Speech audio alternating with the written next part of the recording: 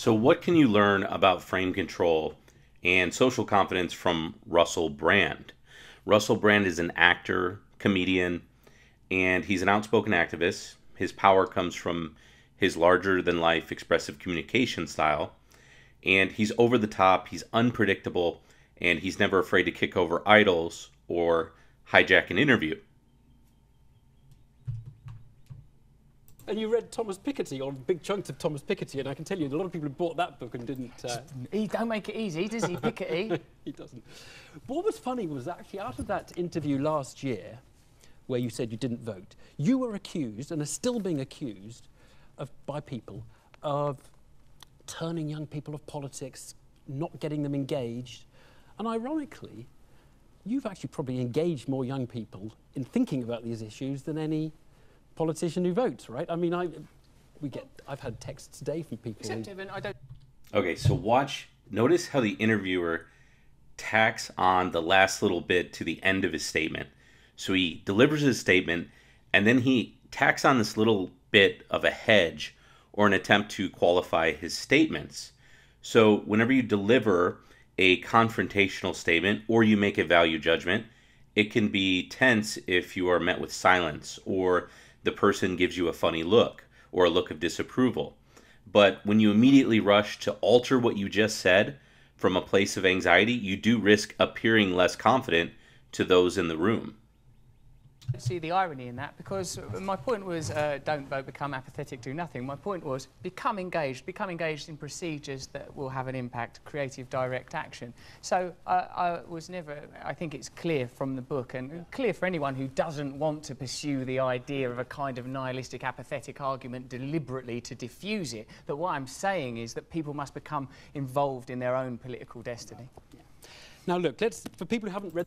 So what just took place there was a beautifully articulated response to the claim that his decision not to vote was taken as a message to be apathetic. So first be aware, when your critics refer to anonymous criticism, that's something to watch out for. It isn't fun to defend criticism that possibly never took place by an undisclosed number of people.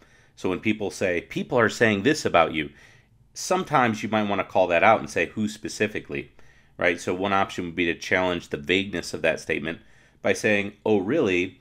You know, who said that, or who is making this criticism, or just to deny the criticism outright if you don't think that there's any grounds for it. So Russell here actually handles the criticism even more eloquently by redefining his position. So he shifts from causing apathy by saying that he doesn't vote to inspiring people to become more involved in their political destiny.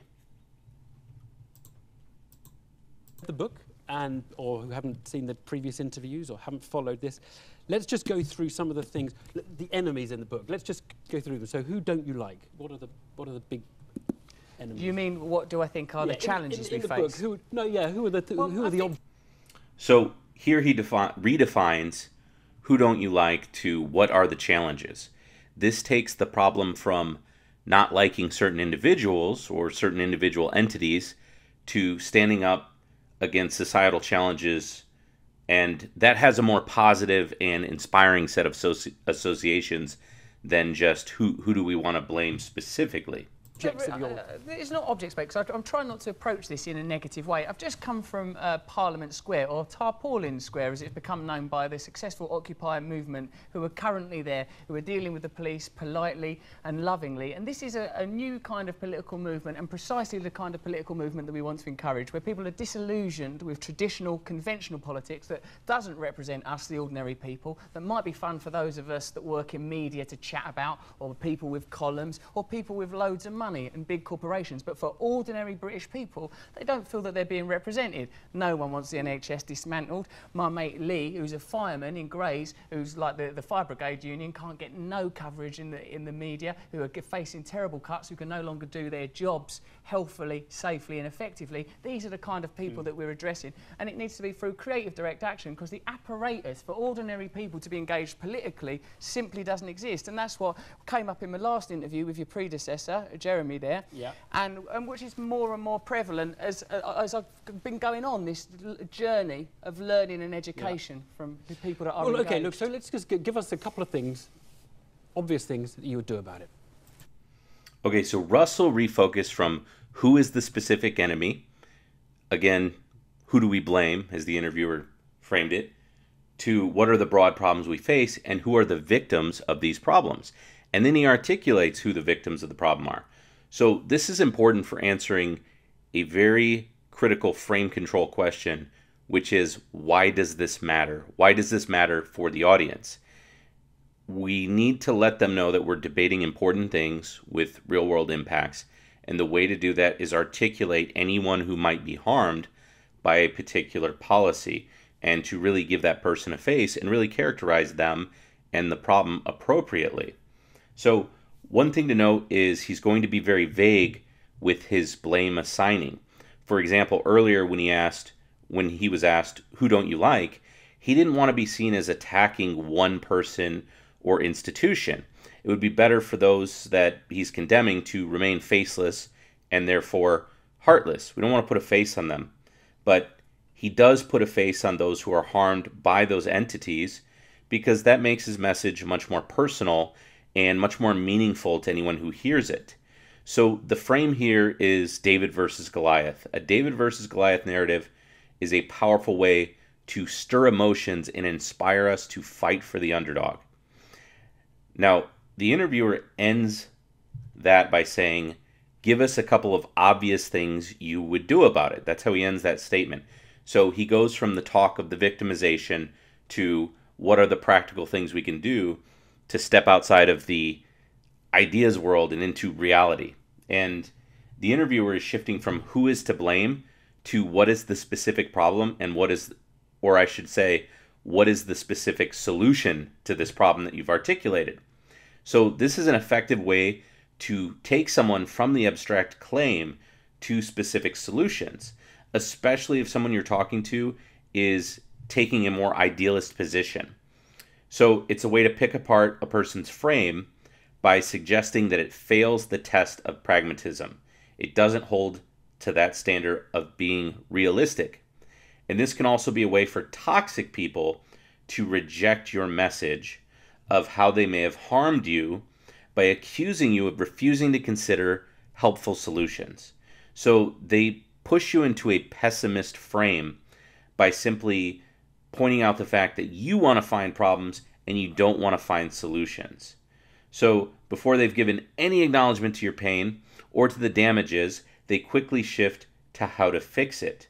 Now, I'm not saying that's what the interviewer was doing exactly here. I'm just saying that's one way that people use this type of framing. So that's why I want to point it out, because it may come up for you. Now, keep watch for people who use this strategically to avoid discussions of who is responsible and who is to blame. Well, firstly, what I would suggest is, like, I took great inspiration from the Focus E15 mums who were turfed out of their homes by Newham Council that were indifferent to their plight, and organised themselves creatively and opposed that, and through that action they won 40 council homes for homeless people in the borough through creative direct action. I would draw your attention to the New Era estate in Hoxton, where, like many Londoners and many people in our country, they're facing terrifying situation around housing, and again they're organising. Russell, this is very, very piecemeal, because you've got a much bigger view of how societies have changed in this book than one little group doing something here. But Evan, this is what you misunderstand. No, this is Evan, what you misunderstand, mate, like what a lot of people in your line of work misunderstand is that we... So this is him framing the interviewer into being part of the establishment, as you'll see. So being part of the problem. So what I want to point out first, though, is that it's interesting that the interviewer asks him to go from a general conversation about blame to specific examples of solutions, like we pointed out a minute ago. Well, Russell provides those specific examples, and then the interviewer calls his examples piecemeal. So in other words, he tells him to be specific, but then he's saying that the solutions he articulated were too piecemeal to be meaningful, to address the harms that he talks about in his books. And sometimes when people use this kind of languaging, they're shifting the goalpost from general to specific. So they're saying, oh, I need specific examples, and then you go specific, and they talk about the broader problem. So now you have to establish that there are harms in the broader spectrum, and you have to talk about broader solutions. So one thing to remember is that the one who controls the level of abstraction during a conversation and the level of abstraction that that conversation takes place on, in other words, how general or how specific the conversation is, they control the frame. So if you control the level of abstraction, you control the frame, because you're able to determine the audience focal point. You're determining what the audience, what the listener, or the other person, if that's your only audience, is focusing on. And you determine what the person who hears your message walks away from thinking that the conversation was about. So more on this concept of abstraction and frame control in future videos. Don't want pedagogic figures coming in and didactically shouting at us. We want to organise ourselves, as is happening on the New Era state. The time where people trust politicians, that's over.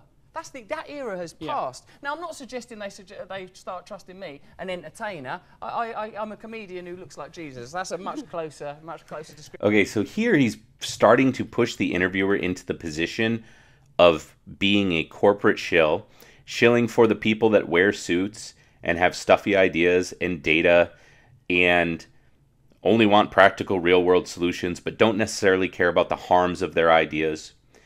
And you'll see this theme throughout this interviewer. And what he said to kind of frame this is what people in your line of work don't misunderstand, right? So the framing there is that there is a dichotomy. There's those who advocate for the common people, the people like Russell that are, comedians and everyday people. And then you have the stuffy shirt, data-oriented, government shills, and the kind of the establishment. So these are very broad categories that exist because of bias in people's minds. We have these ideas and these stereotypes that have been around for, thousands and thousands of years. So here you'll see the beginning where he starts to push the interviewer into that frame of advocating for these establishments. Remember, the nameless, faceless establishments that we're going to be a little vague on, but we know that they're the powers that be. But I can participate by amplifying what may seem like piecemeal causes to you. But let me tell you, to the people on the New Era house... No, let me finish, mate, let me finish.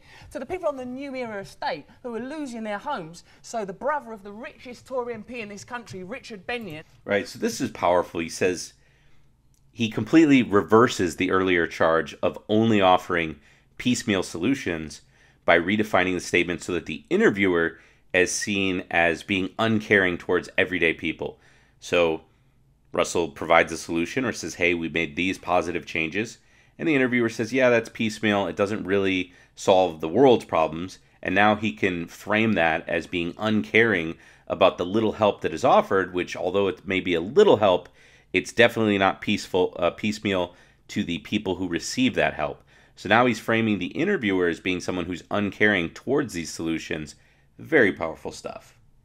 Now, one step at a time, Russell is building this problem of the establishment and disarming objections without ever having to speak directly to the individual objections. And he just kind of lumps them into this commonplace feeling that the audience is likely to have and redefines everything the interviewer says into one of the earlier established frames, the sort of us versus them, the common people versus the establishment. And as long as he's able to lump what is said into that frame and sort of use this guilt by association rhetoric, he's able to not really have to address those arguments specifically or exactly.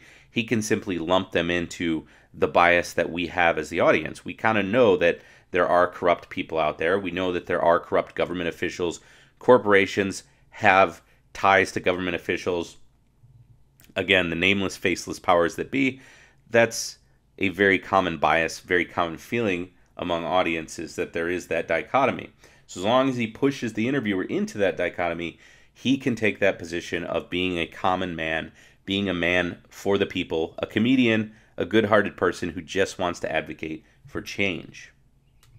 Edward Bennion. Well, who we don't, we don't know. He's not here to justify himself. So thank God, mate, because otherwise I wouldn't be. Because let me tell you, they've got enough of a voice. The BBC gives enough of a voice to conventional wisdom. I'm here to give a voice to ordinary people like that. And their struggle, let me tell you, Evan, it don't seem piecemeal to them, because they're being faced with losing their homes, so men like Edward Bennion can make yet more profit. To them, it's not piecemeal. That's how the BBC missed the mark. You don't know what ordinary people care about. People are losing their jobs, they're losing their services, they're losing their homes, and we're tired, and there's no one to represent us, mate. There's no one to represent us. That's the kind of thing you should be covering on your show. Can I? We shouldn't be looking to the truths to do that. We go through some news you can trust. Can we look at specifics? Because sometimes, tell me what you want to know. I think sometimes you can make generalities, right? And that you can get away with a lot. Well, I think let's talk about specifics. That in itself is a generality. Let's look at this one.